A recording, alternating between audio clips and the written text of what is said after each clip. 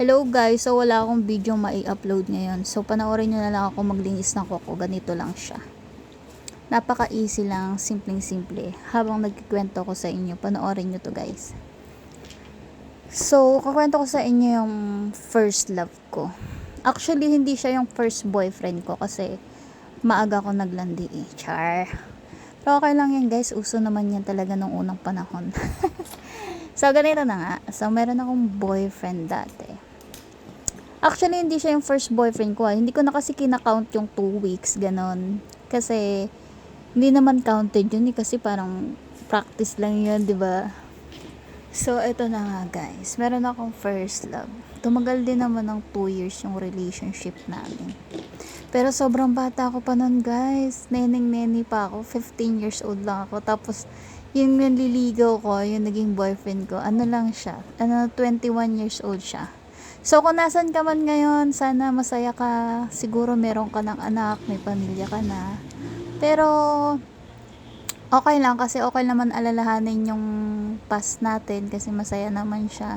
At saka, naramdaman ko naman na special ako nung mga panahon na naging tayo. At kung nasan ka man ngayon, basta hindi ko nasasabihin yung pangalan mo kasi syempre nakakahiya naman.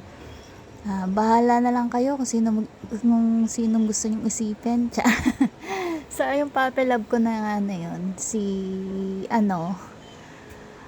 2 years ko siya naging boyfriend. So, naliligaw siya sa akin. Tapos, medyo nakakahiya nga kasi nung time na yun. Kasi bata pa talaga ako. Tapos, wala pa ako masyadong arte sa katawan. Medyo madalang pa ako maligaw nung time na yun. Pero okay lang naman yun sa kanya. Char. De, joke lang. Nanligaw siya sa akin. Nung una ko siyang nakita, guys, sobrang inis na inis talaga ako sa kanya. Tapos bago lang siya sa compound namin. Bago lang siya eh. Parang ano siya eh. Taga La Union siya. So, doon talaga yung pamilya niya. Tapos, nakitira lang siya sa tita niya. Tapos katabi lang ng bahay namin. Nangungupahan lang kasi kami guys. Mahirap lang kami. Tapos sa kanila, bahay talaga nila yon. So, doon unang-una ko siyang nakita. Naglalaba ako nung time na yon. So, Neneng B pa yung datingan ko. Naka-t-shirt ako nung time na yon. Tapos naka-short akong maiksi. Habang naglalaba, syempre di ba ganun naman talaga mga Pinay. Pag naglalaba, naka-short ng maiksi. Tapos naka-t-shirt ng malaki. Ganon. So, nakita ko siya habang naglalaba. Sa labas kasi ako naglalaba guys. Sa balkonahe sa labas ng bahay. Kasi doon malakas talaga yung tubig nung time na yun. So, nakita ko siya. Tapos parang nayabangan ako sa itsura niya. Pero guys, ang gwapo niya talaga. Pero hindi ko pa naisip yung time na yun na gwapo siya. Parang nainis lang ako. Siguro dala na rin ang pagod ng paglalaba. So, anong nangyari ganito? Nakita ko siya. Nakatingin din siya sa akin nung time na yun. Nagkatitigan kami. Pero alam mo yun, yung parang lukso ng inis. Lukso ng inis yung naramdaman ko guys. Tawan-tawa ako ngayon pag naaalala ko, natatawa na lang ako. Tapos yun. Tumira nga siya dun sa tita niya. Tapos, every time na naglalaba ako, minsan kasi kumakanta-kanta ako. Pag naglilinis ako ng bahay, kumakanta-kanta ako. Tapos hindi ko alam, nakikinig pala siya. So, ako naman, medyo na-curious ako kasi parang ang angas ng dating niya eh. Naaangasan ako sa dating niya. Pero guys, alam niyo, ang sweet kaya niya nung naging kami. Tapos, nung first monthsary namin, Valentine's, tapos yung mga kaibigan ko, tsaka yung kuya ko, meron din siyang girlfriend. Tapos ako, meron din akong boyfriend sa amin, pumunta sa amin. Tapos ako lang talaga yung nakatanggap ng regalo ng Valentine's kasi binigyan niya ako ng teddy bear. Hindi ko na-expect. Tapos yung time na lumipat kami ng bahay, guys, siya lang talaga yung tumulong sa akin magbuhat ng mga gamit kasi ang babae talaga ng mga kapatid ko, 'di ba? Wala talaga silang pagmamahal sa akin, char. So, ayun, ang tumulong sa akin maglipat ng mga gamit. Ito nga yung manliligaw ko. Nung time na naglipat kami, manliligaw ko pa na siya noon. Tapos, super sweet na siya nung naging kami na. Tapos, siguro tumagal kami ng mga 1 year. Pero guys, hindi talaga kami nakapag-date kasi bata-bata ko pa, hindi ako pinapayagan ni mother. So, inayaan ko na lang. Tsaka hindi naman ako masyadong ano pa sa date nung time na yun. Kasi, syempre bata pa nga ako. 15 years old pa lang ako. So, ano nangyari guys? Ganito. Napupunta lang siya sa amin sa bahay tuwing gabi. Pagka uwi niya, galing sa trabaho, ganyan. Ang trabaho niya is merchandiser. Nagtitinda siya ng mga, ano sa shop siya, nagtrabaho siya sa mga appliances, ganyan. So, ito na nga. Etong puppy love ko na to, siya talaga yung nagturo sa akin mag-kiss. Oh my God! Hindi. Siya talaga yung turo sa akin paano humalik. Pero syempre bata ako pa nun guys.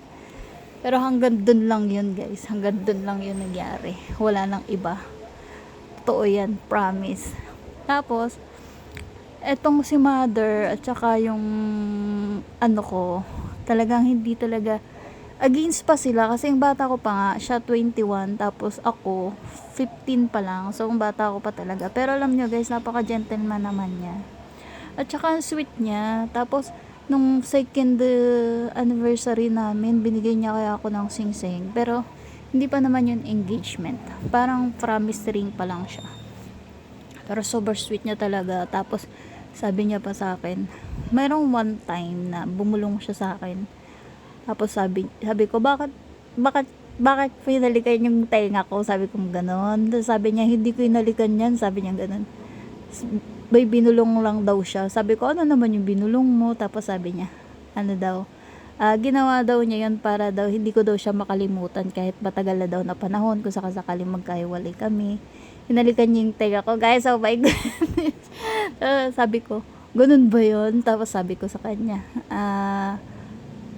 seryoso ba siya doon? Tapos siguro nga, parang totoo guys. So gawin niyo yan sa mga naging jowa nyo. Halikan nyo din yung tenga para hindi kayo makalimutan. Pero guys, hindi ko siya makalimutan kasi talagang magandang memory naman yung hatid niya sa akin. So, ayun, naalala ko lang siya paminsan-minsan. Yun lang yung memories na maganda nung teenager pa lang ako. Kaya lang guys, alam nyo, hindi rin naman kami nagkatuluyan kasi nga, nung time na naging kami, ang bata ko pa, tapos hindi din naman permanent yung bahay na tinira namin, hanggang sa lumipat na kami. Lumipat kasi kami ng part ng Bulacan, tapos siya, naiwan siya sa Quezon City. So, parang napakalabo na sang layo pa, tapos syempre bata pa ako noon, hindi pa ako marunong mag-provide ng sarili ko. Tapos siya naman, syempre sa edad niya na 21, makakamit din siya ng iba. Pero alam nyo guys, sa tagal-tagal ng panahon, umidad ako ng 20. Nagkahiwalay kasi kami noon after 2 years. Nagkahiwalay kami kasi lumipat na kami noon. Tapos sabi nga niya sa akin, ang laging naging dahilan ng paghihiwalay niya at saka ng mga ex niya is yung nagkakalayo lang ng lugar. Kasi lumilipat, ganun. Parang nangyari rin sa amin yun. Kasi nakwento niya sa akin noon na yung mga ex niya is ganun lang yung nagiging reason, yung napapalayo, yung lumalayo yung nagiging ex niya. So parang naging ganun din yung dating ng relationship namin. Pero syempre bata pa ako noon, hindi pa ako masyadong seryoso sa relasyon. Tsaka ayaw pa nga rin nila mother ako mag seryoso masyado at napakabata ko pa nga noon.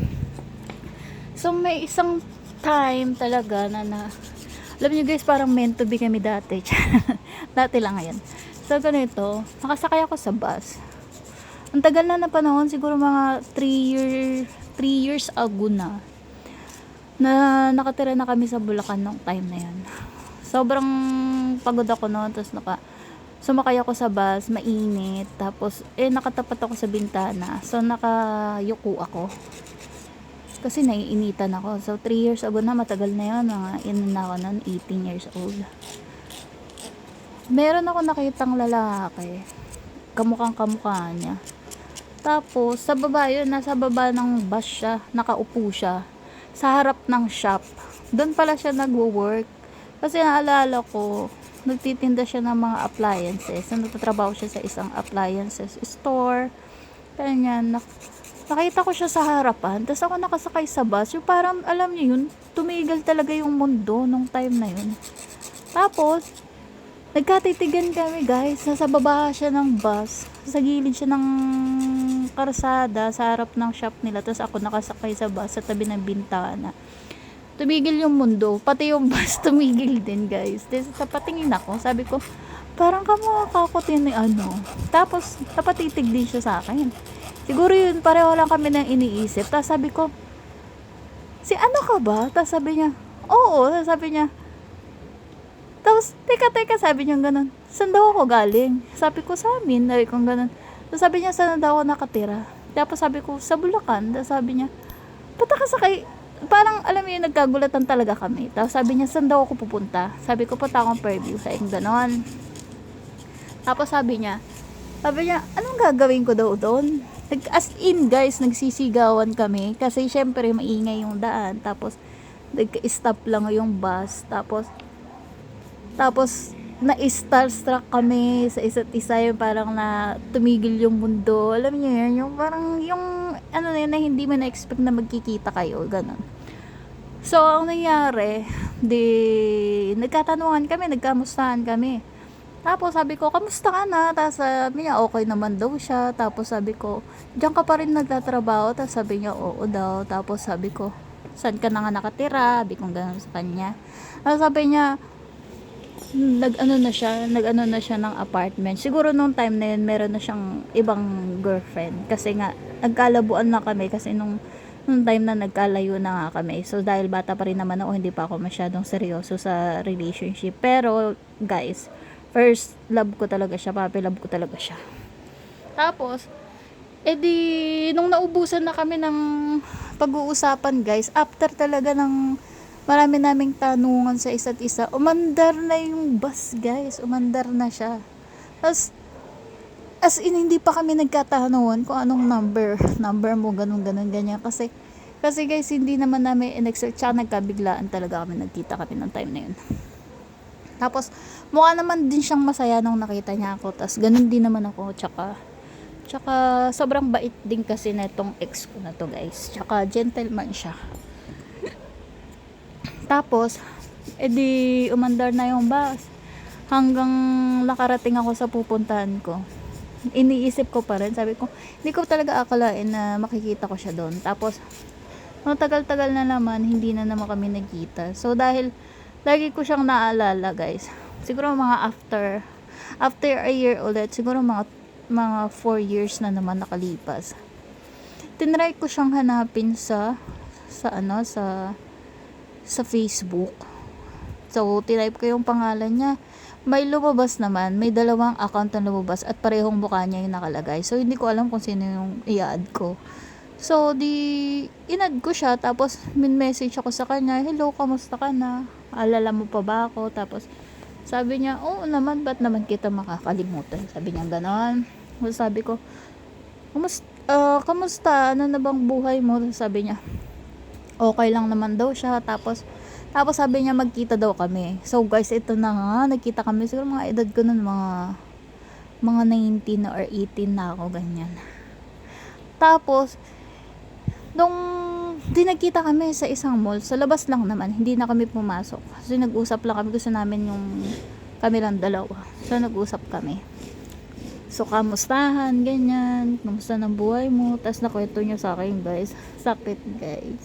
Meron na siyang kalib-in pa lang, hindi pa naman siya kasal. Tapos sabi ko, tinanong ko, may anak na kayo? Tapos sabi niya wala. So nagkita kami as a friend na lang, guys, as a friend na lang talaga. Pero okay lang, hindi naman ako umasa. Gusto ko lang din siyang makita, gusto ko siyang makamusta, kung ano na ba siya. Nung nakita ko siya, guys, medyo nabawasan yung kagwapuan niya. Tapos medyo lumaki yung tiyan niya, guys. Oh my god, na-turn off din ako. Tapos syempre nasaktan pa ako kasi nalaman ko hindi na siya single, may ka-live-in partner na siya.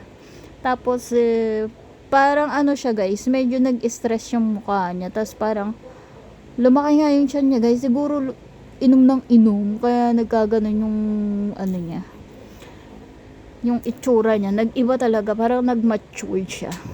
Sa bagay, mas matanda talaga siya sa akin eh. Tapos samahan pa ng ilang taong nakalipas. So, talaga siya, medyo nag-mature siya. So, nung nakita ko siya noon, After nung pagkikita namin na yun, na nagkamustahan kami, kamusta na siya, kamusta na raw ako, yung mga ganon. Tapos na kami ng mga buhay-buhay namin, kung saan na siya nakatira. Sinabi niya naman sa akin yung place, tapos sinabi ko rin yung place kung saan na ako nakatira ngayon. Tapos, nung nakita ko siya, medyo na-turn off na rin ako. Kasi, medyo tumanda na siya. Tapos, lumaki yung tiyan niya, guys. Tapos, para siyang, naging medyo mama na yung dating niya. Guys, wala nang freshness. Oh my God, na-turn off ako. After 4 years, bigla na lang siya nag-hogger. Tapos, wala pa silang anak ng kalibin niya. Tapos, hindi naman sa nagmamaganda ako, guys. Pero, simple lang din naman ako ng mga time na yon. Pero medyo nasaktan ako kasi hindi na siya single. So hindi na rin naman ako umasa. Tanggap ko na rin naman. Kasi tagal ba naman ng panahon. Hindi pa siya magiging or magkakaroon ng iba, 'di ba? Hindi naman siguro siya masyado nag-stick sa akin or inisip niya pa ako kasi parang ako pa ngayon naghahanap sa kanya. Kasi mabait kasi siya, guys. At saka siya, yung sweet kasi siya. Kumbaga, hindi ko mahanap sa iba yung pagiging sweet niya. Yung ganun. Kaya, lagi ko pa rin siya kinakamusta. Para sa akin, parang kaibigan ko pa rin siya. Pero parang hindi ganun para sa kanya. Parang, alam mo yun, nagkamusta lang siya sa akin. Tapos, guys, pinamukha niya sa akin na meron na siyang iba. Ewan ko, parang may galit siya sa akin, guys. Kasalanan ko ba yun? Char. Pero alam niyo, sa totoo lang, lagi ko pa rin siyang naaalala. Parang, kasi ang ganda kasi ng memory na meron ako, nakasama siya. So sweet niya talaga kasi, hindi ko makalimutan yung pagiging niya, masyado siyang maalalahanin. Tapos every night talaga, pinupuntahan niya ako sa amin. Kaya hindi ko talaga makakalimutan. Kaya kayo mga boys, lagi nyong pupuntahan yung mga nililigawan nyo sa bahay nila kasi sobrang na-appreciate talaga yan ng mga babae. Pero na lang sa mga babaeng gusto magpaligaw dyan sa mga kanto-kanto kasi ako nung time na yun talagang pinupuntahan niya ako sa bahay.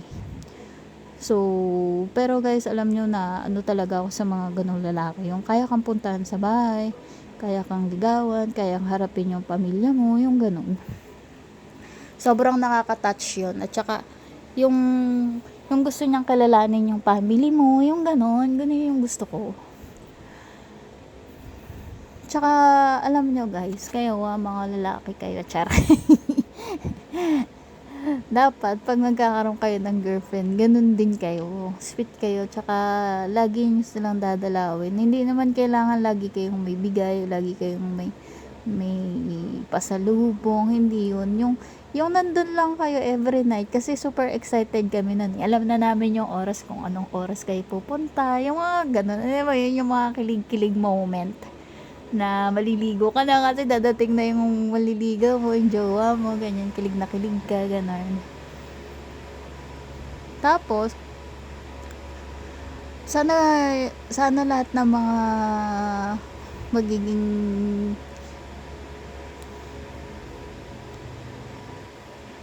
So guys, ito na pala yung final look ng aking cuties. Sana nagustuhan niyo yung kwento ko. Bye-bye!